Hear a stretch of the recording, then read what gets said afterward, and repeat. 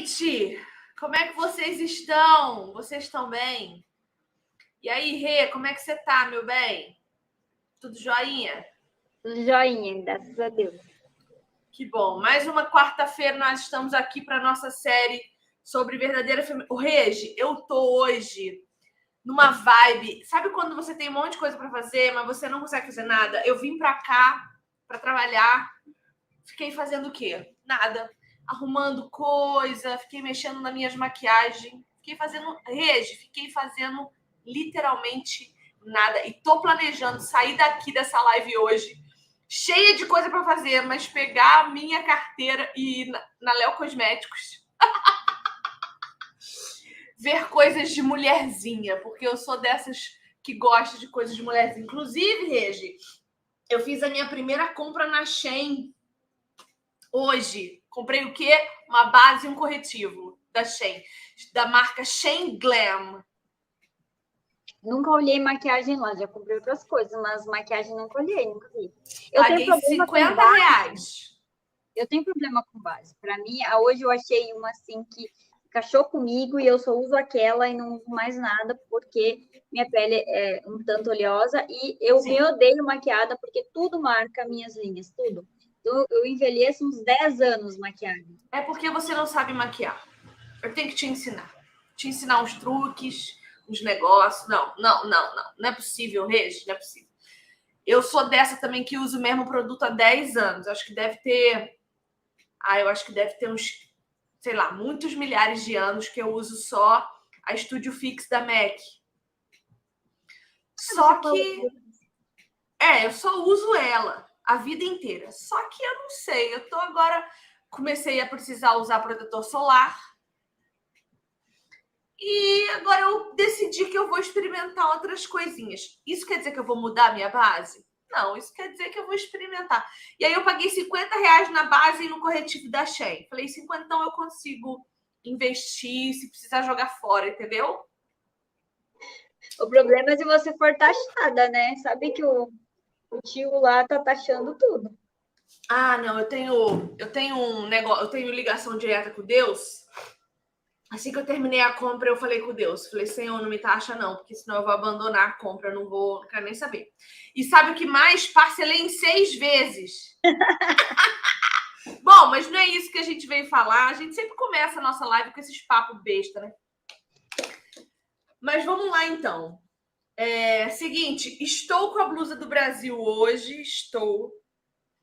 Ontem a gente estava no clube de leitura pensando sobre o hino nacional, que o hino fala pátria amada, idolatrada, salve, salve. E eu fiz uma crítica a isso, né? Nós não idolatramos a nossa pátria, porque a nossa pátria não é o Brasil, né? A nossa pátria é o reino celestial de Deus. Então, a gente precisa ter isso em mente. Eu amo o meu país, eu amo a minha pátria, mas idolatrar, não. Eu a respeito até o ponto em que ela respeita o meu Senhor Jesus Cristo. E o Brasil, gente, deixa eu decepcionar vocês. O Brasil não é de Jesus, tá?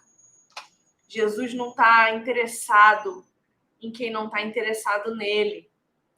Então, esse negócio de ficar declarando, decretando, o Brasil é de Jesus. Não, não é e nunca vai ser. Porque no Brasil não tem só gente de Deus. Tem vaso de desonra também. Então, assim, todas as coisas são de Cristo. Acho que Chesterton que vai dizer, né? Chesterton não. Não lembro quem disse que não há 1 centímetro cúbico que Jesus não possa reivindicar e dizer é meu.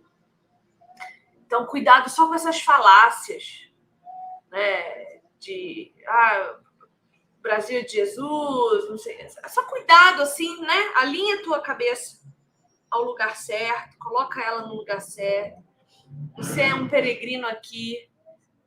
Porque Jesus decidiu, você nasceu no Brasil, você podia ter nascido na Pindaíba, sabe lá onde. E você ia ser uma eleita do Senhor do mesmo jeito. Então, só alinha a sua cabeça. Cuidado. Por quê? Por que eu tô falando isso? Porque hoje de manhã, acho que ficou no meu subconsciente a conversa que eu tive com com os leitores lá no clube de leitura. E hoje de manhã eu queria vestir uma blusa mais animada. A primeira que eu peguei foi essa, mas nem me liguei assim que eu podia causar reações, porque a bandeira do Brasil está sendo usada de forma política aí, né? Então, gente, é só uma camisa, tá? Só uma blusa. Eu nem gosto de futebol. E eu fico muito bem de amarelo. Você percebe que eu fico bem de amarelo, Regiane? Fiquei bem bonita de amarelo. Então, é isso que eu tenho para dizer. Bom, vamos continuar então. Aqui, ó, nosso livrinho. Esse livro é o que a gente está estudando já tem mais de um ano. Chegamos na metade agora. E a gente está lá na página 120, não, na página 118, que é na semana 5, né? E vai falar da centelha de esperança. Esse conteúdo aqui, basicamente, vai falar de Gênesis 3. E eu acho que seria interessante se a gente lesse Gênesis 3, sabe? Porque eu não sei se a gente leu ele o suficiente para lembrar tudo o que ele disse. Então, vamos ler lá Gênesis capítulo 3?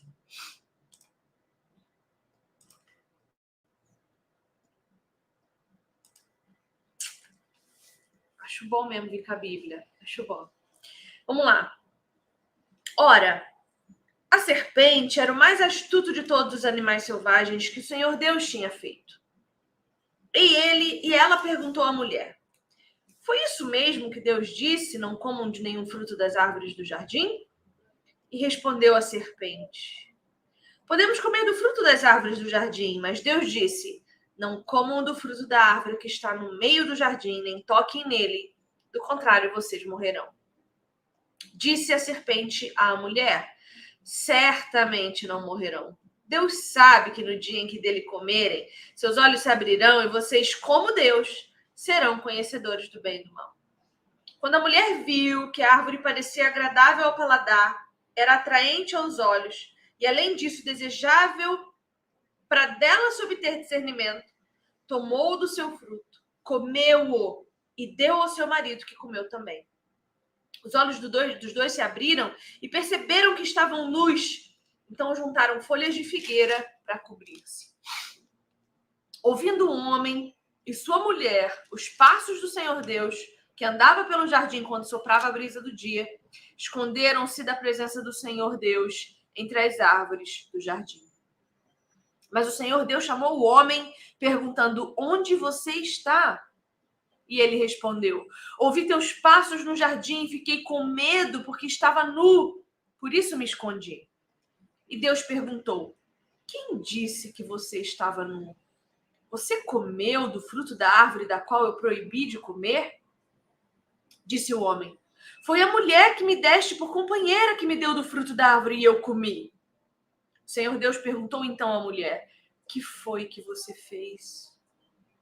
Respondeu a mulher: a serpente me enganou e eu comi. Então o Senhor Deus declarou à serpente: uma vez que você fez isso, maldita é você entre todos os rebanhos domésticos e entre todos os animais selvagens. Sobre o seu ventre você rastejará e pó comerá todos os dias da sua vida. Porém, inimizade entre você e a mulher, entre a sua descendência e o descendente dela. Este ferirá sua cabeça e você lhe ferirá o calcanhar. À mulher, então Deus declarou: multiplicarei grandemente o seu sofrimento na gravidez. Com sofrimento você dará à luz filhos. Seu desejo será para o seu marido, e ele a dominará. E ao homem Deus declarou: visto que você deu ouvidos à sua mulher e comeu do fruto da árvore da qual ordenei a você que não comesse, maldita é a terra por sua causa. Com sofrimento se alimentará dela todos os dias da sua vida. Ela lhe dará espinhos e ervas daninhas, e você terá que alimentar-se das plantas do campo. Com o suor do seu rosto você comerá o seu pão, até que volte à terra, visto que dela foi tirada. Porque você é pó, e ao pó voltará. Bom, esse é o trecho que as autoras vão tratar nessa parte do livro aqui. se vocês acompanharam, e a Regi, eu sei que acompanhou, porque a Regi está na escola bíblica, capítulo 1 de Gênesis e capítulo 2, acho que o capítulo 1 você assistiu tudo, Regi? Conseguiu terminar o capítulo 1? Então, no capítulo 1 a gente vê que existe uma exposição excessiva. Olha os efeitos do estudo do capítulo 1. Tá vendo, meninas? É isso. Dois passos. A Regi, ela tá na escola bíblica da comunidade reformadoras. Então, na verdade, entrou pelo IRT, né?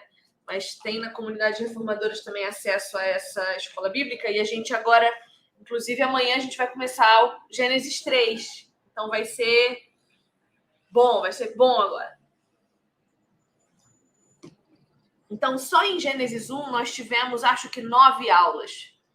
Só para discutir Gênesis 1. E a gente vê essa riqueza de detalhes de Deus trazendo para nós, essa riqueza de detalhes. Por quê? Porque o capítulo 1 e 2 de Gênesis enaltecem a bondade de Deus para com o homem, para que quando a gente chegue no capítulo 3, a gente consiga entender de forma proposital o que foi que o homem fez. Então, a gente passa ali 2 capítulos se deleitando na bondade, na generosidade, na majestade, na glória de Deus, no quão maravilhoso Ele é, para, de repente, o cenário mudar. E a gente dá de cara com esse relato. O verso 14 e 15 desse capítulo 3 de Gênesis, a gente costuma chamar ele na teologia de proto-evangelho. Porque aqui Deus anuncia que a descendência da serpente enfrentaria o descendente da mulher. Veja que não é a descendência da mulher, é o descendente. E que esse descendente, essa semente, né? A palavra descendência aqui pode ser traduzida por semente também. Ela vai estar ferindo a cabeça do descendente da serpente e a serpente lhe ferirá o calcanhar. Aí a gente precisa entender assim, ó, o que simboliza a cabeça em toda a Bíblia e o que simboliza o calcanhar em toda a Bíblia, não é? Por que a serpente fere o calcanhar do Messias? Porque os pés são os caminhos por onde andam. E se nós somos o corpo de Cristo, quando a serpente fere os nossos pés, ela nos desvia do nosso caminho. Então, a serpente, quando morde o nosso calcanhar, ela está nos desviando dos caminhos do Senhor. Ela está nos enganando, nos distraindo, né? Nos levando ali para um caminho tortuoso. Só que o descendente da mulher fere a cabeça da serpente. Né? Tem até umas imagens artísticas que fazem no Gólgota, onde a cruz foi cravada, um crânio, uma cabeça, né, de uma serpente. Porque a cruz de Cristo, ela é cravada na cabeça da serpente. E a cabeça, ela simboliza todo o corpo, né? Uma pessoa que tem morte cerebral não consegue manter o coração batendo. Uma pessoa que o cérebro para de funcionar, pessoas que nascem com algum tipo de falha no cérebro, de algum tipo de deficiência cerebral. Essa pessoa, o corpo inteiro dela está afetado. Uma paralisia cerebral vai paralisar membros, pode paralisar um corpo inteiro, porque o cérebro aqui está simbolizando toda a pessoa. Então, o descendente da serpente seria totalmente esmagado pelo descendente da mulher. E isso é esperança. Ai, Vivi, como então que as pessoas do Antigo Testamento eram salvas? É uma pergunta que eu ouço muito. Como que as pessoas do Antigo Testamento eram salvas se elas não tinham ainda a cruz? Baseado em Gênesis 3, 14 e 15. Né? Porque na sequência desse texto, o epílogo que a gente não leu, do verso 20 até o 24, é quando Deus providencia para o casal peles de animal e cose para eles vestimenta. Então, Deus promete que a serpente seria vencida e Deus providencia o cobrir da vergonha do homem e da mulher. Então, é baseado nesses versos aqui que todas as pessoas no Antigo Testamento creram e foram salvas, esperando o Messias que viria. Nós cremos no Messias que já veio e que há de voltar. É a mesma fé, na mesma pessoa. Só que hoje nós temos muito mais vantagem, porque nós já vislumbramos. Acho que um pouquinho dessa dificuldade que se tem de compreender como que eles eram salvos, que era na esperança daquele que viria, é porque, pelo menos no ambiente em que eu fui criada, não, e eu percebo isso em muitos outros cristãos também, mais ou menos do mesmo ambiente que não se transmite às crianças, adolescentes e até a adultos a ideia de que a Bíblia é toda um único livro que aponta para Cristo, é uma grande história que aponta para Cristo. Então, desde o Gênesis ao Apocalipse, a Bíblia toda é uma história só.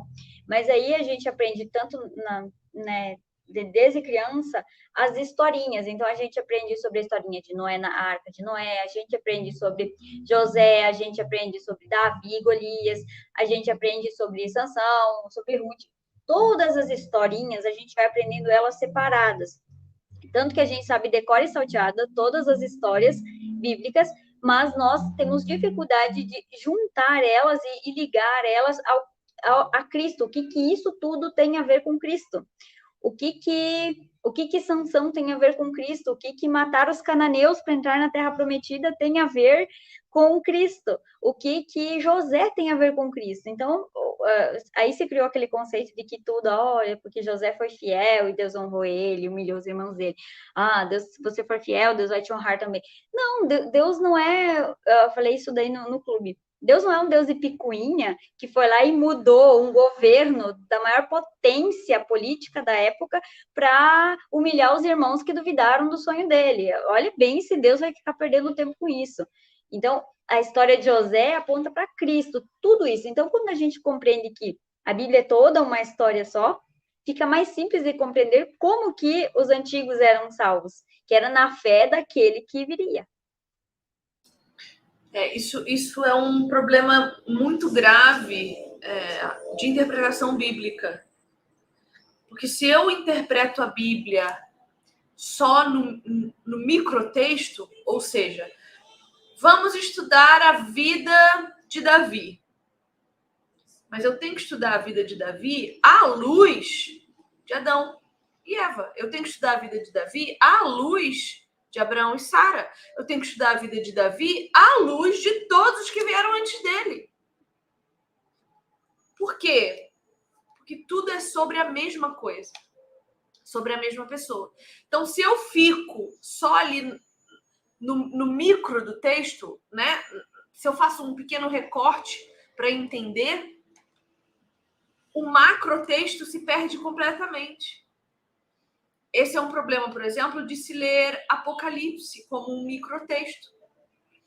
Todos os símbolos de Apocalipse, se você ler literalmente, você vai perder significado.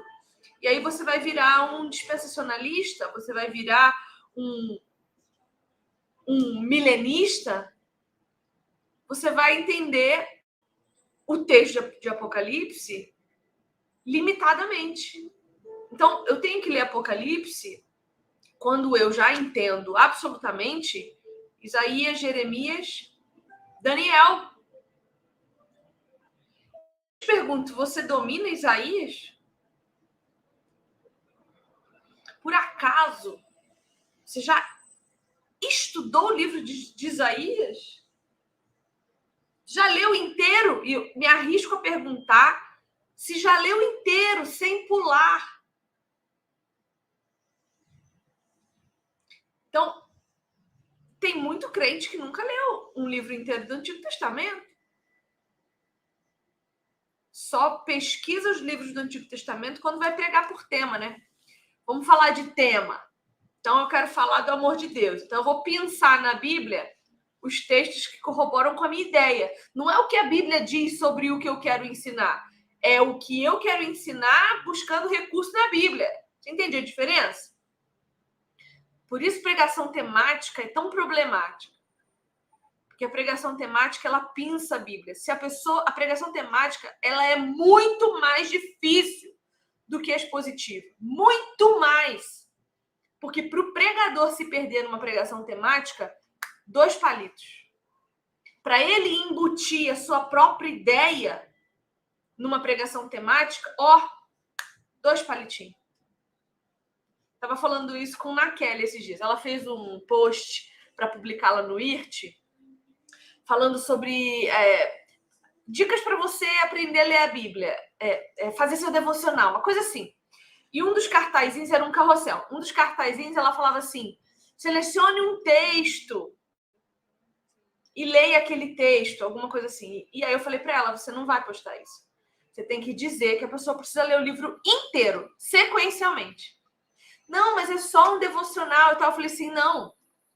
O meu devocional não pode ser pensando os textos que eu quero ler.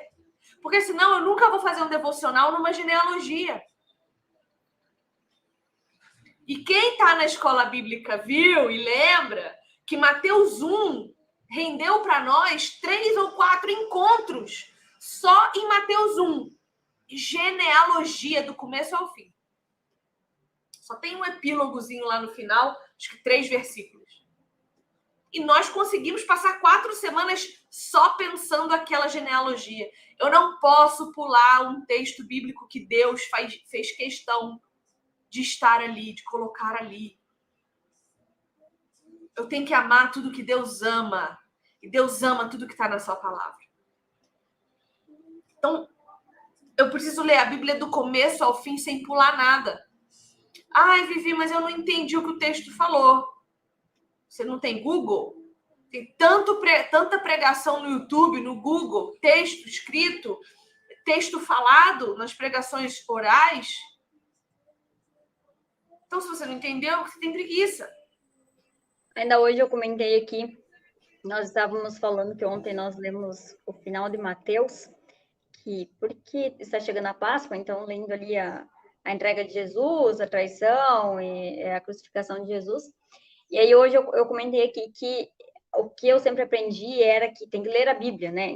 Não estou dizendo que está errado isso, mas... Então, eu sempre aprendi, eu tô me sentindo mal, inclusive, que eu tô sem aliança. Eu fui fazer faxina, tirei a aliança, e aí eu tô assim, falando e me dá agonia. Mas, enfim, vocês entenderam, né? Tá tudo bem, eu só não sendo aqui, eu enfiei minha aliança. Mas eu falava que a gente aprendeu que tem que ler a Bíblia, e você já leu a Bíblia toda, você já leu a Bíblia toda, isso tudo é muito bom, é excelente. Mas eu já li a Bíblia toda. Mas hoje, isso para mim é só para eu ter orgulho de dizer, eu já li a Bíblia toda, porque o que daquilo fixou em mim foi muito pouco. Hoje eu vou ler eu estou lendo os Profetas Menores agora, mas eu pego o livro, vou lá porque são curtinhos, eu leio todo ele, pronto, não entendi quase nada.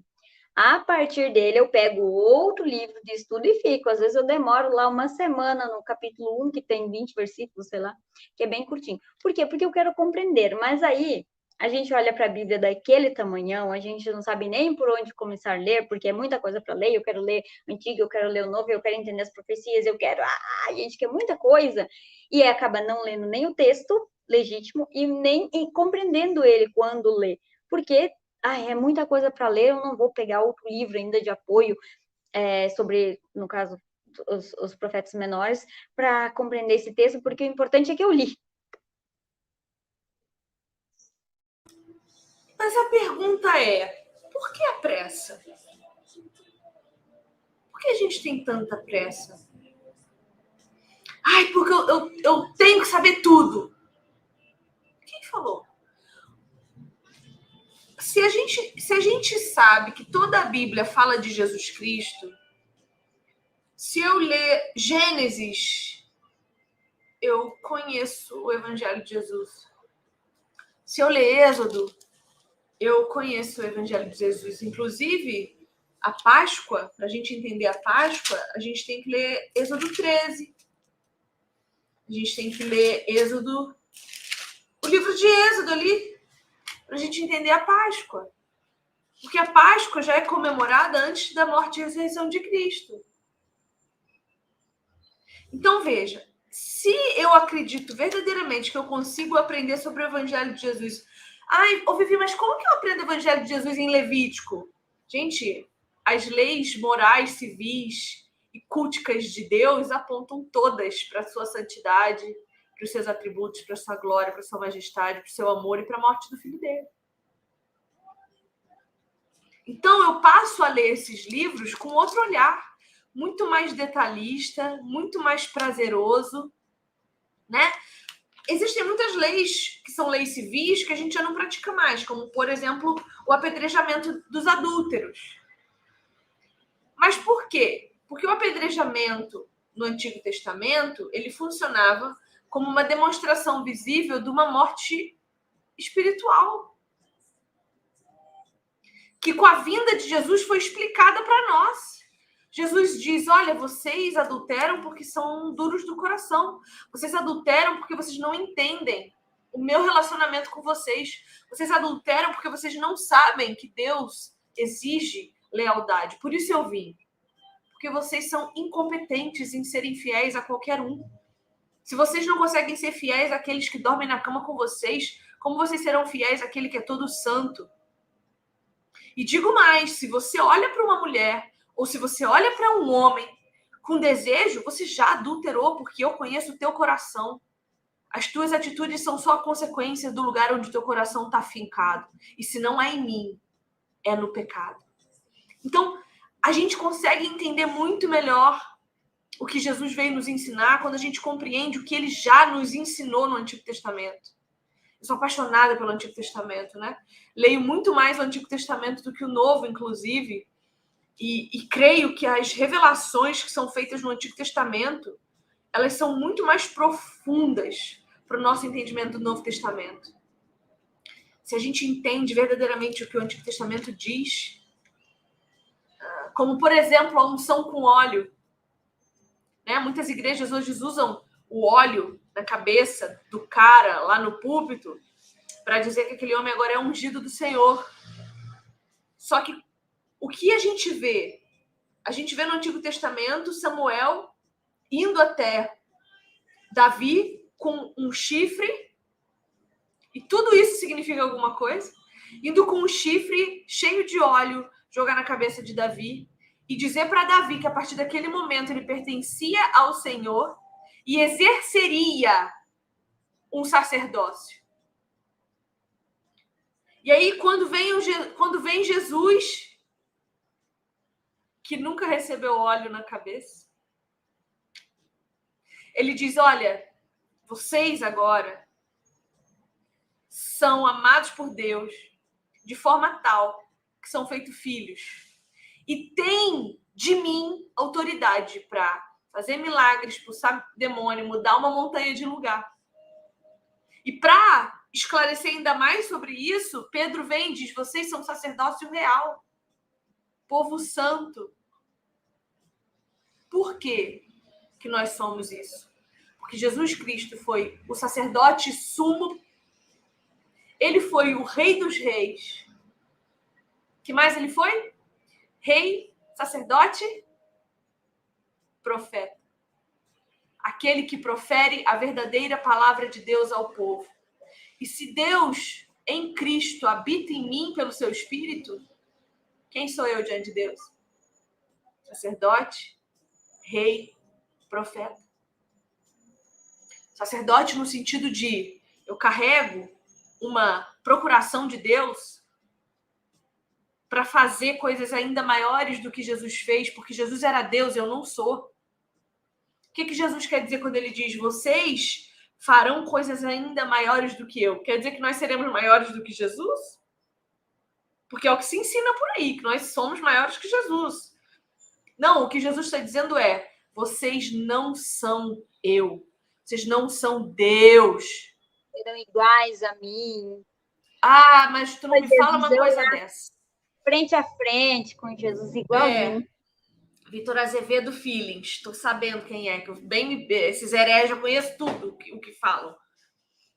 Então veja, o que Jesus está dizendo é: vocês são pecadores caídos e vocês farão muito mais do que eu, por muito mais tempo. Então, quando a gente olha para o Antigo Testamento, a gente tem que ter esse olhar. Cadê Jesus aqui? Cadê Jesus? Porque ele está aqui. Ele está na manifestação visível de Deus. A Bíblia diz que Deus nunca viu, o homem nunca viu a face de Deus. Então, quem ia visitar Adão e Eva na viração do dia? Se ninguém nunca contemplou a face de Deus, quem ia lá? Jesus está em todo lugar. E Gênesis 3 mostra a nossa ingratidão. Mostra a nossa ingratidão. E aí, é importante a gente pensar como Adão e Eva se sentiram, hein? Porque a gente está acostumado com triunfalismo, né? A gente quer estar diante de Deus e se sentir bem. Mas vou tentar explicar isso da melhor maneira possível. Veja, toda vez que eu vou orar e me coloco diante de Deus, a última coisa que eu me sinto é bem. Porque eu olho para Ele e eu me sinto envergonhada, minúscula, ridícula, miserável, desgraçada. E aí eu começo a falar com Ele. E só porque Ele me ouve é que eu consigo encontrar alegria, contentamento. Não é porque eu me coloquei diante dele, é porque ele se voltou diante de mim. Então, quando a gente vai buscar Deus encontrando querendo se sentir bem e ter prazer, não é Deus que a gente está procurando, é um espelho. Então, eu deturpo a imagem de Deus para encontrar comigo mesmo. A gente quer usar a Deus e não deixar Deus nos usar. Nós queremos usar Deus para confirmar as nossas vontades, para realizar os nossos projetos, para nos acompanhar, para nos dar segurança. A gente faz dele um objeto de benefício próprio, e não nós servindo ele. Exatamente. E a gente usa as mesmas artimanhas de Eva para conseguir fazer isso. Veja, as autoras vão dizer isso aqui, né? Elas vão dizer assim: o casal estava junto no jardim. Como que a gente sabe que o casal estava junto no jardim, né? Porque já ouvi muito isso. Adão não estava ali, Eva estava sozinha. Não estava. Adão estava do ladinho dela. O texto diz isso para nós. O texto diz que ela comeu e o deu a seu marido. Não é uma vírgula, não é um ponto e vírgula, é um E. Ela come e dá. A ação é imediata. Então, Adão estava ali, do lado dela. Eles estavam juntos. E quando a serpente fala com a mulher, o que ela está fazendo é subvertendo a hierarquia instituída por Deus. Quem que toma as decisões? Quem que diz sim ou não? De quem é a última palavra? Então, quando Eva é alcançada pela serpente, isso tudo está sendo destruído. E aí as autoras dizem assim, vou ler. Página 120. Observe o que a mulher não faz. Ela não valida a presença do marido que está ao seu lado. Eva não diz à serpente: deixa eu te apresentar para o meu marido. Ela não se volta para ele e diz: meu bem, olha aqui uma cobra falando comigo. Como que um animal... E os animais não falavam, como não falam hoje. Como que um animal falante se aproxima da mulher e ela não comenta com o seu marido? O que já estava acontecendo no coração de Eva? Hein? Porque era a reação normal ela olhar para Adão e falar: ô filho, tem um bicho falando comigo aqui, isso é normal? Mas não. Quando a serpente pergunta para Eva o que foi que Deus disse, não foi com Eva que Deus disse, foi com Adão. Por que então a mulher não olha para Adão e diz: Adão, o que Deus te disse? Não, ela toma a dianteira. E ela mesma responde. E quando responde, ela deturpa o que Deus disse. Deus disse para ela, eu acho que está no 17 anterior. Tá, eu estou começando a decorar os textos bíblicos, os endereços. Eu estou ficando tão feliz. Pelo menos em Gênesis 1, 2 e 3 eu estou decorando. Deus diz assim, Gênesis 2, verso 16. Deus diz assim: coma livremente de qualquer árvore do jardim. Essa é a ordem. Coma livremente de qualquer coisa, mas não coma da árvore do conhecimento do bem e do mal. Essa é a ordem. Você pode comer o que você quiser, só não aquela única e específica ali. E o que Eva diz para a serpente? Ela diz que Deus falou: não comam de nenhum fruto das árvores do jardim, pergunta a serpente. Mas a mulher responde: podemos comer do fruto das árvores, mas Deus disse, olha ela subvertendo, não comam do fruto da árvore que está no meio do jardim, nem toquem nele. Ela subverte e acrescenta: Deus não disse que não podia tocar, Deus disse que não podia comer. Então veja, Deus fala: vocês podem comer o que vocês quiserem. E a mulher fala: vocês não podem comer daquele fruto. Entende que a negação de Deus está sendo evidenciada por Eva em detrimento da sua afirmação? Você percebe isso, Regi, no texto? Sim, é o tom, né? Teve uma vez uma situação aqui, uma situação no município que aconteceu. E eu lembro que eu utilizei um exemplo muito interessante sobre a forma que a gente fala as coisas. Veja, agora meu pai não trabalha mais, ele se aposentou, mas ele trabalhava e todas as quintas-feiras ele comprava uma cuca para levar para o trabalho para a hora do lanche. Então, toda quinta-feira era um dos colegas que pagava, e só que era ele que comprava porque era caminho da padaria a nossa casa.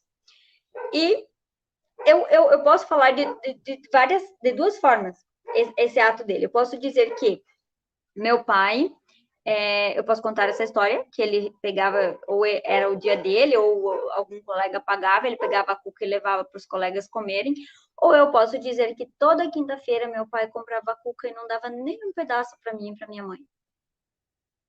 O que não é mentira. Mas percebe como eu estou modificando a intenção do que meu pai fazia? É óbvio que se eu pedisse um pedaço à minha mãe, ele ia nos dar, mas não era para nós, e aí vem a nossa compreensão também de que não era para nós, mas eu poderia simplesmente dizer que toda quinta-feira meu pai compra cuca, ele nunca deu um pedaço para mim nem para minha mãe. Exatamente isso. Onde está o nosso coração quando a gente comunica alguma coisa para outra pessoa? A nossa fala é muito importante. Eu não sei o que aconteceu esses dias. Aconteceu assim. Meu marido chegou aqui no escritório falando assim: eu acho que o porteiro me chama de moleque. Porque ele parou na portaria. Geralmente o porteiro conhece a gente antes de chegar na portaria. Porque assim, a cabine do porteiro fica longe da portaria. São 3 portarias, ele fica longe. Então, o cara já nos conhece, quando a gente chega na frente da portaria, ele já abre a porta e a gente entra, não precisa interfonar, ficar esperando. E o cara não fez isso e pegou o interfone e falou com o meu marido. O meu marido entendeu ele falando assim: você vai aonde, moleque? O meu marido, no choque da informação, respondeu: eu vou no tal apartamento. Aí ele chegou aqui falando isso pra mim. Eu acho que o cara da portaria me chamou de moleque. Cara, aí olha como a falta de parar, pensar e raciocinar pode gerar uma consequência. Na mesma hora eu falei assim: vixe bem, é o mesmo porteiro da encrenca que aconteceu aquele outro dia lá na garagem. Porque ele estacionou o carro dele numa vaga que ele não podia estacionar e travou o meu carro. Então, eu cheguei lá embaixo, tive que subir, pedir para o porteiro, que não tem vaga na garagem, tirar o carro dele para eu conseguir sair. Foi um fuzuê. E o meu marido ficou bravo com isso, porque ele estava usando uma vaga que ele não podia e nem para se preocupar em estacionar direito. Mas ok. E eu falei, viste bem, é o mesmo cara do problema na garagem. Meu marido já se esquentou na mesma hora. Ele falou, é o mesmo cara? Eu falei, é o mesmo cara, eu acho que é o mesmo cara. Quando a gente desceu, o que meu marido fez foi tirar satisfação. Só que homem é diferente de mulher, né? O homem, quando tira satisfação, ele não chega com o dedinho na cara. O meu marido chegou na portaria e falou assim, com licença, o senhor me chamou de moleque? Só que eu já fiquei nervosa, né? Porque é duro ver nosso marido agindo feito homem assim, bravo, né? É duro, a gente se sente com medo. E aí, o cara falou assim, o quê? Não, eu falei, ô colega. O meu marido é meio surdo. Então, o cara falou colega, meu marido entendeu moleque.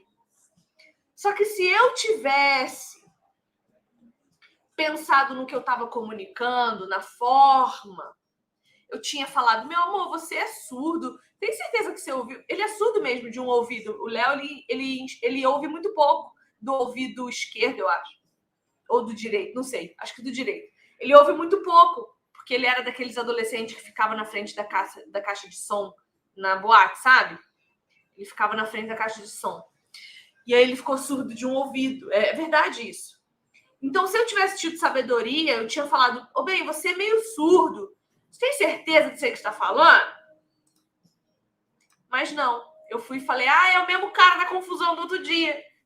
E você sabe que os homens escutam, acho que são 8 decibéis a menos que nós, mulheres. A menos que nós. Estou sabendo disso também. Graças a Deus, né? Porque para escutar a nossa voz estridente, que bom que é um pouco mais... Já por isso que meu marido me suporta. Mas é muito ruim, porque a gente tem que ficar repetindo 1000 vezes a mesma coisa. Na verdade, isso é por causa das crianças, né?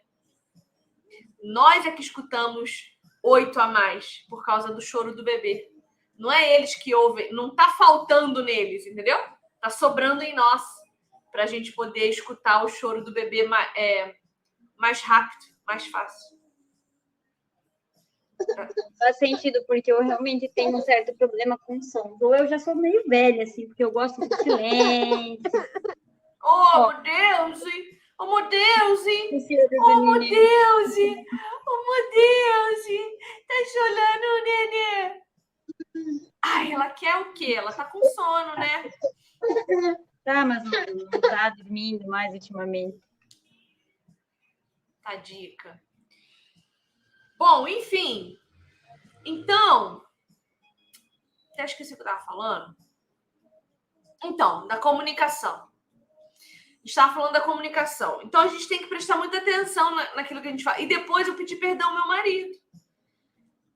De noite, a gente chegou em casa, eu falei assim, meu bem, eu preciso te pedir perdão, eu não fui sábia contigo. Eu podia ter gerado uma grande confusão. Se você tivesse num dia de ovo virado, você ia ter chegado lá embaixo, batendo a mão na bancada, entendeu?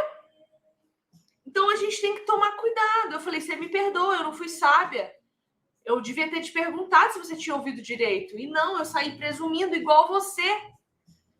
Aí ele falou assim, é verdade, meu bem. Você podia ter gerado um grande problema.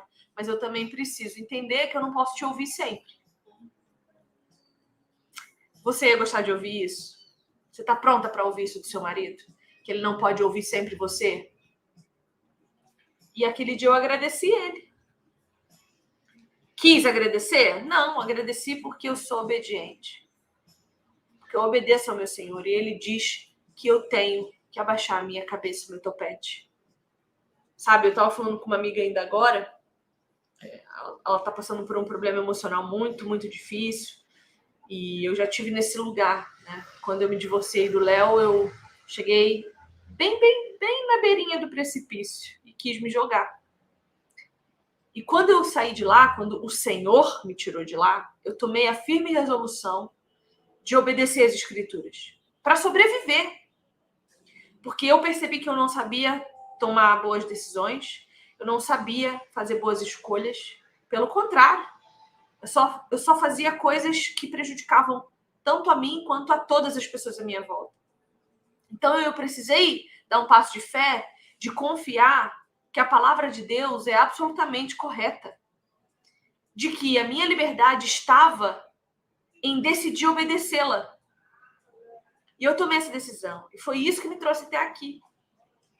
Se hoje eu estou aqui nessa posição de ensinar vocês a qualquer coisa, foi porque ali atrás eu decidi obedecer às escrituras, gostando ou não, querendo ou não. Porque nem sempre eu quero, nem sempre eu gosto, nem sempre é bom. Então a gente precisa se colocar na posição de obediência, para que a gente não incorra na morte. Certo, Regi. Toda vez que eu olho para você, eu vejo o Arthur. Ele tá muito parecido com você. Ele deu uma emagrecida boa porque esticou, então a carinha dele tá assim, igual a sua. Ele tá igual. magrelinho, ó. E daí aqui, ó, o mais parecido ainda aqui comigo, só isso aqui, que o dele é perfeito, maravilhoso. Se um dia alguém quiser fazer uma rino, pode me pedir foto do nariz do Arthur que eu mando pra usar de modelo, porque o nariz dele é muito perfeitinho. Cadê já ele? O meu é bem italiano. Tá aqui? Amor da minha vida. Olha o nariz ali, ó. Olha só se ele não é maravilhoso. Tá a cara da mãe dele. É lindo demais esse menino. Olha que belezinha. Gracioso. Bom, meninos, enfim.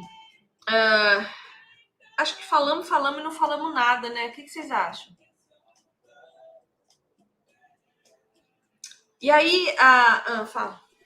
Teve um encontro nosso, que eu lembro que a gente falou um monte, deu mais de uma hora, a gente não tocou no assunto do dia. Do livro. Nesse contexto, né, do que a mulher não faz, né, do que Eva não faz, ela vai dizer que a única coisa que Eva fez foi cuidar de tudo sozinha. Tomar a decisão, não consultar o seu marido num assunto tão importante, não pedir a opinião dele, nem o conselho dele num momento tão importante. Ela simplesmente pegou e comeu e ainda o conduziu. Isso nos ensina duas coisas muito relevantes. Duas coisas.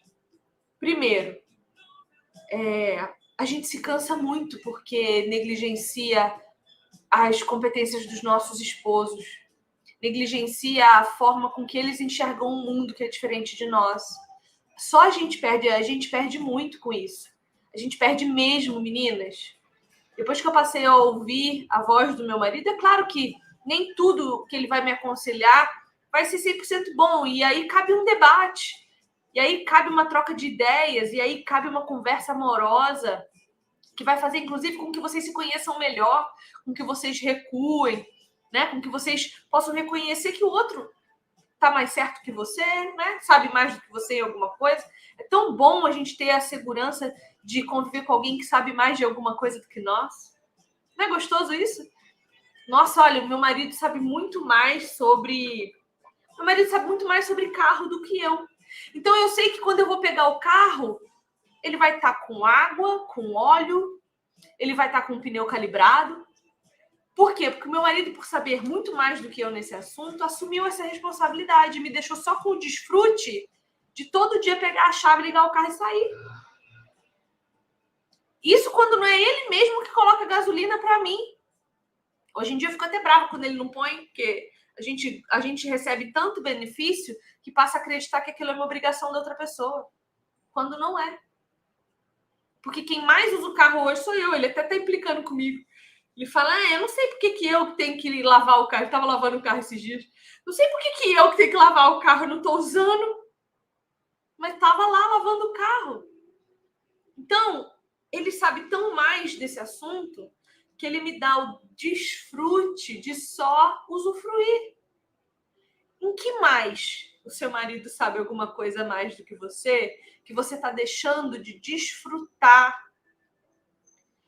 Nunca mais eu me preocupei com problema administrativo na minha casa. Ó, eu odeio fazer compra. Tava falando isso com a Erika hoje. A Erika postou nos stories dela que ela odeia fazer compra.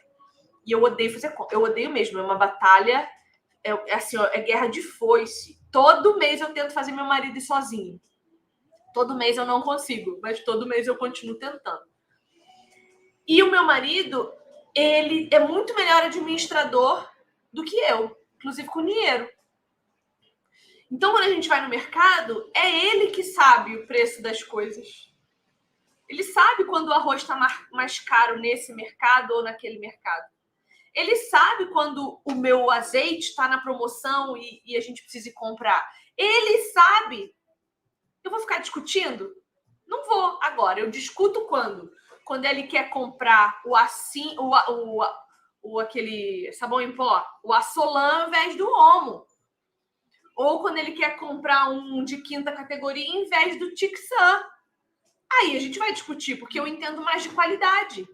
Ele entende mais de preço, mas quem lava a roupa sou eu. Então, só compre brigas, só entre em debates se for sobre algo que você tem plena convicção de que você conhece mais. E não tenha vergonha de dizer que você não conhece mais sobre alguma coisa. Deixa o seu marido ganhar algumas guerras, sabe? Deixa ele saber que ele tem voz ativa dentro de casa. Deixa ele saber que é importante a opinião dele para você. E, queridas, sem hipocrisia nenhuma, nem sempre a opinião do nosso marido vai acrescentar alguma coisa para nós. Mas dizer para ele que é importante, ir lá e pedir opinião, mesmo que ele te dê uma opinião e você acabe justificando tão bem para ele o contrário que ele mude de ideia, mas isso gera intimidade, isso gera companheirismo, isso gera prazer na relação. Isso gera prazer. Então, tenham as suas DRs, as suas discussões nas refeições, quando for comer. Pergunte opiniões. Meu bem, olha, nossa, aconteceu isso hoje. Meu marido diz que, às vezes, eu falo tanto que eu pareço uma criança que volta do primeiro dia de escola. E, gente, eu realmente... Vocês acham que eu realmente preciso compartilhar tudo com meu marido? E coisas que, às vezes, ele nem entende. Por exemplo, discussões teológicas. Meu marido não é teólogo, entende? Mas eu conto para ele. Eu falo, meu bem, você não sabe o que aconteceu. Para ele poder se sentir parte da minha vida, porque senão, por que eu tô casada? Se eu sou muito melhor sozinha, por que eu não permaneço sozinha, não é? Porque a gente casa, se torna todo, né, um só, mas continuamos nas nossas individualidades. Então, com as nossas aptidões, com as nossas preferências, e cada um vai seguir, por exemplo, você é teólogo, é isso que você faz. Esse é o seu trabalho. Só que acaba que, muitas vezes, a gente vai se fixando tanto na nossa individualidade, no nosso mundo, nos nossos conceitos, na nossa visão das coisas a partir daquilo que a gente faz, que a gente exerce, que a gente gosta, que basicamente a gente está apenas convivendo com o outro. Né? Você apenas almoça com o outro, você dorme com o outro, você transita pela casa com o outro, mas não, as suas vidas não estão mais interligadas. Por quê? Porque falta apenas o diálogo de, hoje meu trabalho foi... Não precisa contar as coisas particulares do trabalho, as coisas sigilosas do trabalho, não. Mas, hoje o trabalho foi legal, foi cansativo. Nossa, hoje aconteceu tal coisa que foi legal. Hoje, sabe que eu estava pintando, estava meditando, hoje eu li tal coisa. Enfim, compartilhar, isso mesmo que você colocou. Colocar a outra pessoa dentro do seu mundo, daquilo que você faz, porque é um casal, né? O casal vive junto, ele mora junto, mas não é só o físico, a gente precisa estar ligado. Às vezes eu fico vendo aquelas perguntas, só que eu sou meio ruim, assim, para pensar, eu não sei pensar sob pressão, né? Mas sabe aquelas perguntas, tipo uns quiz que faz do companheiro? O que é a comida preferida dele? Às vezes eu fico assim, meu Deus, se um dia me pegasse nisso, será que eu sabia responder uma coisa? Claro que eu leio e quero responder assim, que a minha cabeça pensa na hora, mas se eu parasse para pensar, eu saberia. Mas eu fico pensando nisso, será que eu realmente conheço meu marido? será que eu realmente... Porque assim, a gente tá junto direto, meu marido trabalha em casa e eu fico em casa, também trabalho em casa. Então, a gente tá o dia inteiro junto. Claro que ele trabalha nas coisas dele, tem horário, então ele cumpre o horário dele lá, eu não estou o tempo todo junto, mas ele está o dia inteiro dentro de casa. Será que eu o conheço suficientemente? Será que eu compartilho da minha vida com ele e ele dele suficientemente comigo? Para que a gente realmente compreenda e eu saiba quais são as preferências dele, o que ele mais gosta, o que ele mais faz. Porque isso é uma coisa que eu percebo em muitos casais. Isso que eu não atuo nessa área, nem nada, mas, né, volta e meia tem alguém que vem ali e compartilha com a gente. E eu percebo justamente isso, que são dois estranhos dentro da mesma casa, porque um não conhece o outro, não compartilha com o outro, não sabe o que, que o outro faz da vida. E isso não tem nada a ver com, por exemplo, ir lá e xeretar o celular da pessoa. O que eu acho que um casal deve ter acesso ao celular. Ter acesso é diferente de xeretar o celular da pessoa. Eu tenho acesso do celular do meu marido desde que nós namorávamos. E vice-versa. Temos a mesma senha, inclusive. Eu nunca olhei o celular dele, ele nunca olhou o meu, a gente usa o celular um do outro, assim, né? Então, deixar esse ponto especificado, porque isso também dá confusão. E olha, uma coisa simples. Porque o celular hoje também é parte da vida do outro. Como que você vai esconder uma parte da sua vida do seu cônjuge? E então, o que se percebe muitas vezes é justamente isso. A gente está casado, né? As pessoas estão casadas umas com as outras, mas não se conhecem mais porque não se compartilham de coisas que, talvez o outro nem vai gostar, mas ele que sente discutir. E olha como isso conta para nós do relacionamento dessa pessoa com Deus. Porque se eu estou me relacionando intimamente com Deus, é natural que eu me relacione intimamente com meu marido. A Bíblia fala isso. A Bíblia fala que se o meu marido tem que me tratar como Cristo trata a igreja, e se eu tenho que tratar o meu marido como a igreja trata Cristo, se isso não está acontecendo no meu casamento, é sinal de que não está acontecendo com o meu relacionamento com Deus. Então, analise o seu casamento para você entender como está o seu relacionamento com Deus. Inclusive, quando alguém vier te pedir ajuda com relação ao casamento, você vai saber exatamente se aquela pessoa lê Bíblia, ora e tem comunhão com a igreja local, analisando o casamento dela. Você sabe se a pessoa é crente analisando os problemas no casamento dela. Porque aí vem o segundo problema. Eu falei que eram dois, né? O primeiro é essa questão... O que eu falei que era o primeiro problema? Gente, a minha cabeça tá mal hoje, hein? Eu tô aqui pensando na morte da bezerra. Eu não lembro exatamente como você colocou, mas era de compartilhar a vida para gerar intimidade. Que a mulher toma as decisões tudo sozinha e depois fica exausta. E não compartilha nada com o cara. E a segunda coisa é, nós mulheres temos um poder muito poderoso mesmo de influenciar os nossos maridos. Eva pega o fruto, come o fruto, dá a Adão e ele come, sem questionar, sem perguntar. Ele confia nela ao ponto de comer o que ela deu. Quantas e quantas vezes as meninas vão lembrar, em viagem com o Léo, toda vez que eu viajo com o Léo, a gente se perde no meio do caminho. Desvia, 30, 40 quilômetros do caminho. Porque ele confia em mim a ponto de eu dizer vira para a esquerda, ele vira e eu tô mandando ele pro lugar errado. Já aconteceu várias vezes, minha filha. Já aconteceu dele eu estar controlando o percurso e a gente se perder por minha causa. E ele sempre fala, eu não vou mais confiar em você para fazer isso, não. E ele sempre volta a confiar. A pergunta que eu faço é, nós estamos honrando essa confiança? Nós estamos sendo mulheres confiáveis? E eu acho que não. Eu acho que a última coisa que a gente é para o nosso marido é confiável. A gente tem a confiança do nosso chefe, né? A gente ganha até aumento por causa disso. Nós somos o braço direito deles. A gente tem a confiança do professor da faculdade. A gente tem a confiança do colega de trabalho. Mas e o nosso marido confia em nós?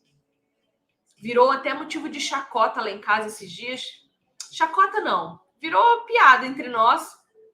A gente gosta muito de assistir filme série de detetive. A gente está assistindo Monk.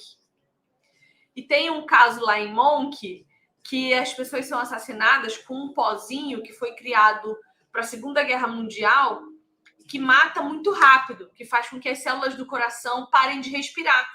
e a pessoa simplesmente cai infartada, morre, cai dura. E aí, o meu marido...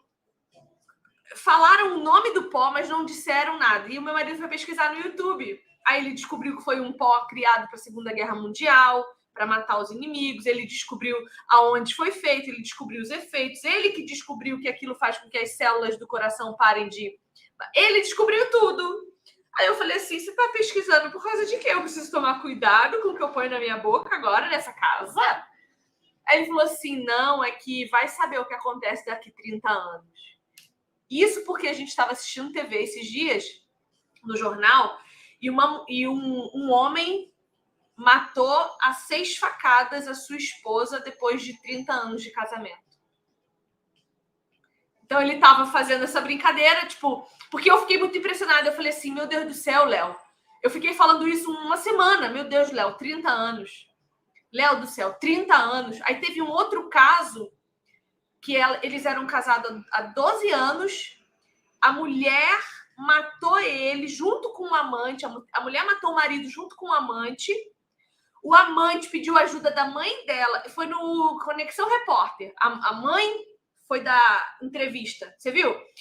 E sumiram com o corpo dele. Tacaram fogo no corpo dele.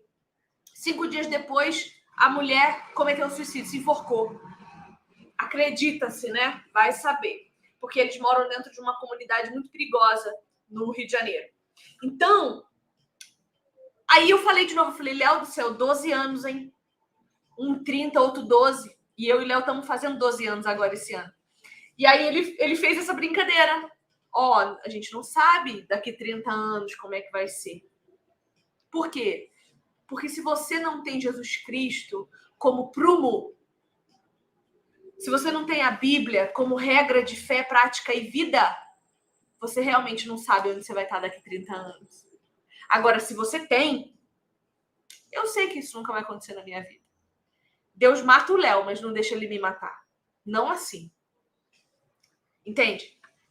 Então, que a gente possa ter isso em mente. Nós influenciamos demais o outro.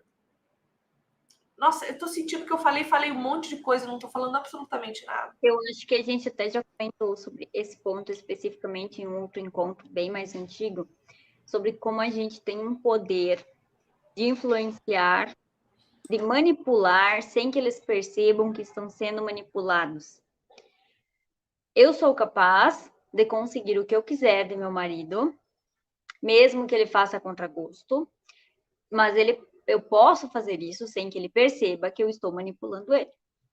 Até às vezes eu falo para ele de alguma coisa que a gente está negociando, né? Eu falo, diz que eu não quero, diz que a culpa é minha, coloca a culpa em mim, pode pôr a culpa em mim. Porque não dizem que as mulheres que mandam, falam, coloca a culpa em mim, pode colocar a culpa em mim, não tem problema, aí eu aguento. Mas, claro que ele não fica colocando a culpa de tudo em mim, né? Às vezes realmente sou eu que digo que não quero e ele pode dizer que fui eu que não quis. Mas a gente tem esse poder. E foi uma coisa que logo que eu casei, eu precisei lutar contra isso. Porque eu realmente sei como eu posso manipulá-lo, de que forma que eu posso manipulá-lo, só que isso não é ser cristão. E essa semana, assim, aos últimos dias, eu tenho apanhado tanto, tô apanhando tanto de Jesus nos últimos dias, que eu lembrei de você, Vivi. Você falou no último encontro que teve um dia que você sentou e chorou. Eu tô mais ou menos assim, eu tô apanhando tanto, porque a Regiane tem acordado muito reivindicativa. Ultimamente, eu ando muito reivindicativo. E eu acordo reivindicando meus direitos. Eu tenho quase uma declaração dos direitos da Regiane, assim. E tudo direitinho que eu tento reivindicar, eu lembro que devocional de semana passada eu ensinei ao Arthur que ser cristão é morrer e servir. E eu tô apanhando tanto, porque é como se gritasse dentro da minha cabeça, morrer e servir, morrer e servir. Não é nem só morrer, né? Que morrer já é bem difícil.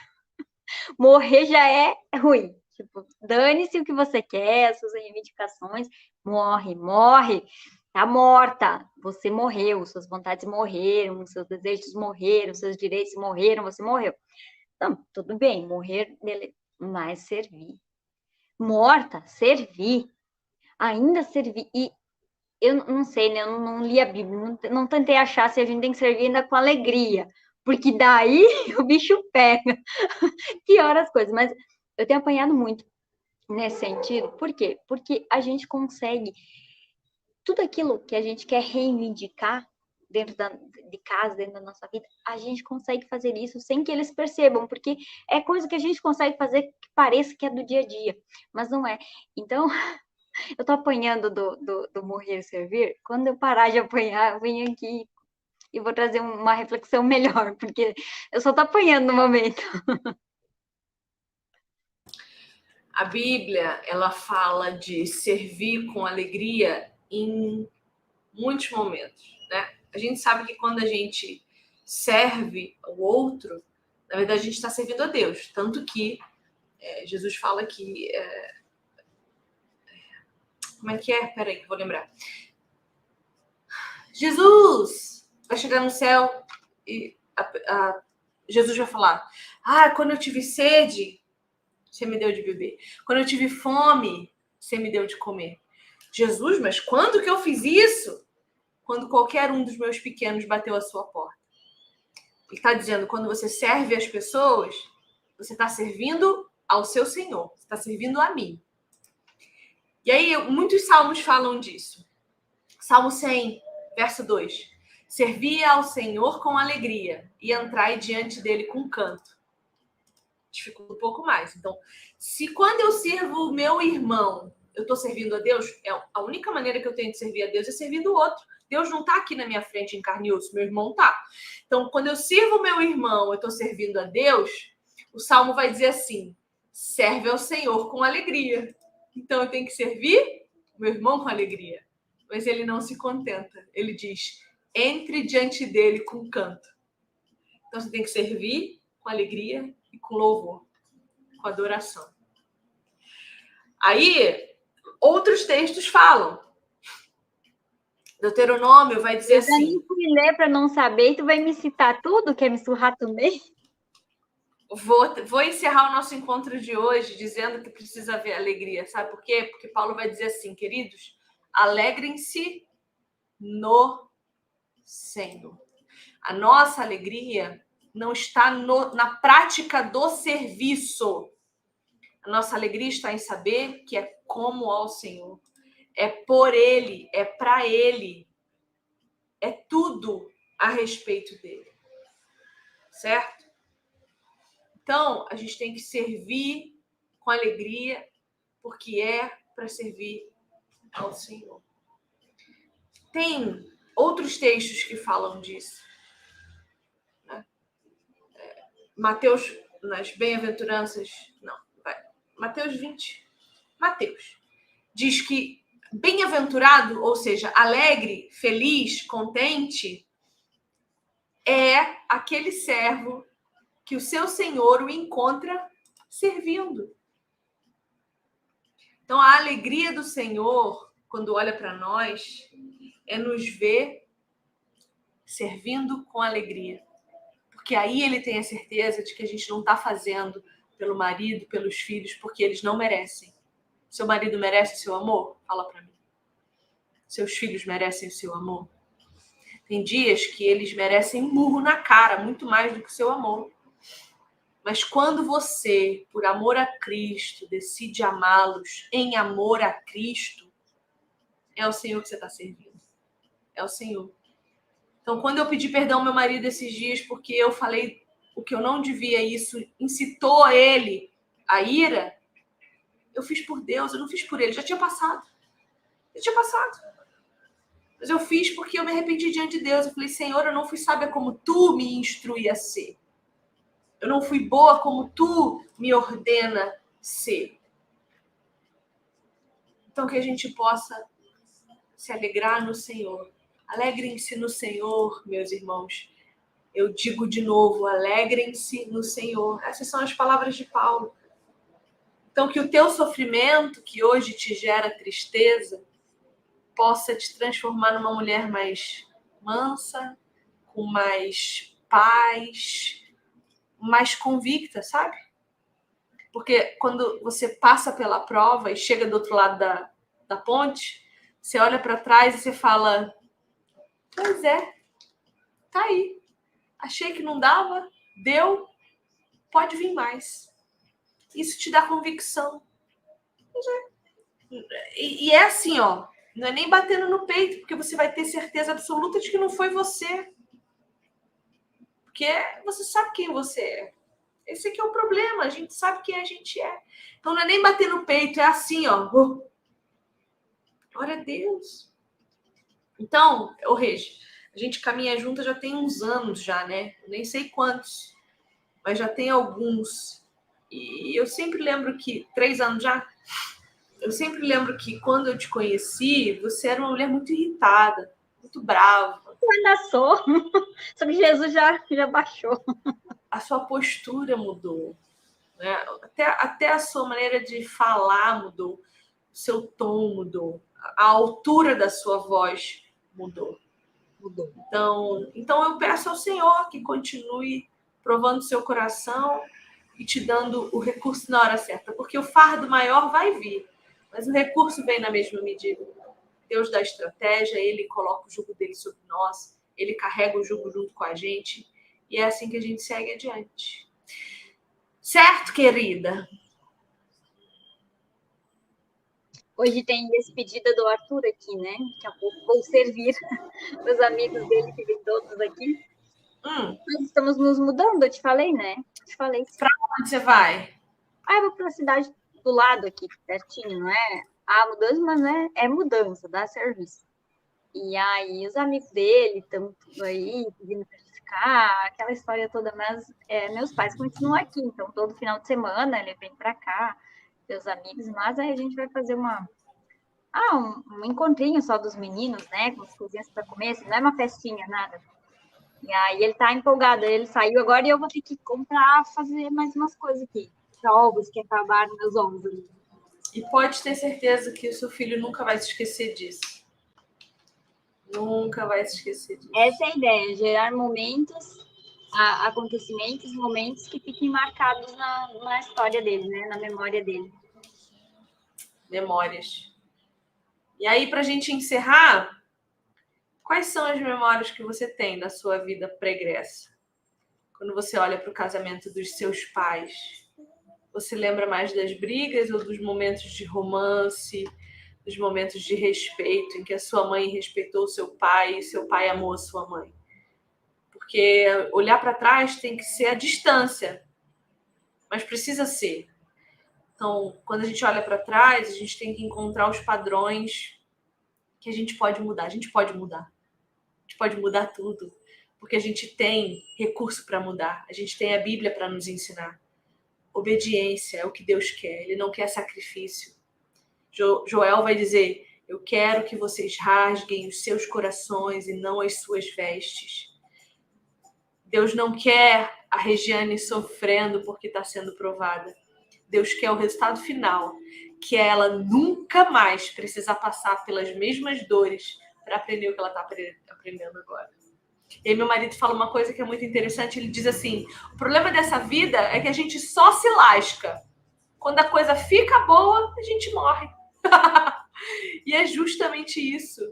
A gente está aqui para ser aperfeiçoado e para desfrutar agora da eternidade com Deus. E quando a gente estiver pronto, não é essa sensação que a gente tem? Gente boa morre cedo. Por que será que gente boa morre cedo? Porque ela já aprendeu o que ela precisava, o que Deus tinha para ela. O que não quer dizer, gente, que se você tem 90 anos, você é vaso ruim. Talvez signifique. Mas não quer dizer, porque vaso ruim não quebra, né? Assim. Mas, às vezes, Deus está te mantendo mais tempo também, alongando os teus dias, para você ser bênção na vida das pessoas. Enfim, olhe para trás para poder olhar melhor para frente, para mudar a sua realidade hoje. Reforme a sua vida. Amém? Então é isso. A gente se vê daqui 15 dias de novo.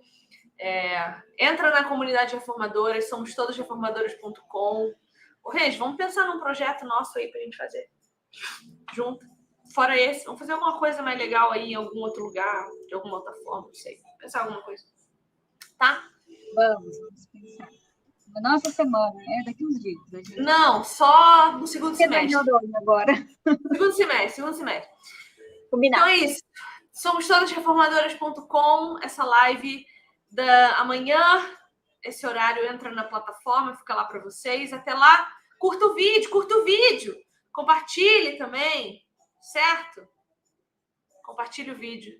A gente falou, parece que não dissemos nada, mas eu tenho certeza que o que a gente falou era para você ouvir, porque é assim que a gente acredita que Deus age, no ordinário ali do dia a dia. Um beijo, Regi, te amo, dá um beijo nas crianças por mim, tá? Amo você também, Deus te abençoe, Deus abençoe vocês, meninas.